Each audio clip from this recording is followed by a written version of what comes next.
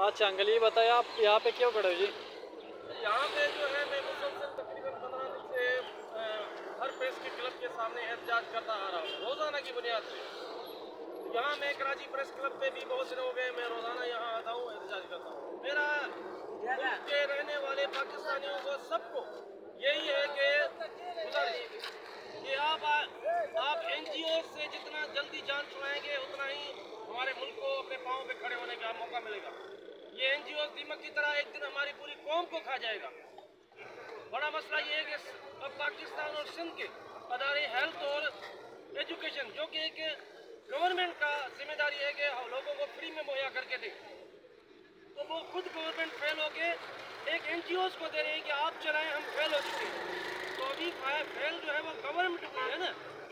लोगों की प्रॉपर्टी जो है, जो कि टैक्स देने वाले लोग हैं, वो एक आप NGOs को क्यों दे रहे हैं? ये कौन सा आपने कानून बनाया हुआ है? हमसे आप टैक्स लेते हैं और एक NGOs को हमारे अदारे दे देते हैं, एजुकेशन और हेल्थ भी आपने दे दिया, तो क्यों नहीं कि आप खुद चले जाते भाई NGO के पैरोल पे, तो वहाँ जाके आप जाके वज़ीर आला भी सिंध का वो NGO से लेके आए और जितने भी हमारे ब्यूरोक्रेट हैं वो सारे के सारे NGOs के आ जाए। हमें कोई जरूरत नहीं है इन तरह की लाखों रुपया ये बजट खुद खा जाते हैं, लाखों रुपया बजट ये खुद खा जाते हैं, फिर कहते हैं अदारे नहीं चल रहे। लिहाजा जितना हो सके इन लोगों से जान जितना जल्दी छुड़ानी चाहिए छुड़ाएं। बड़ी आपकी मेहरबानी, बड़ी आपकी मेहरबानी।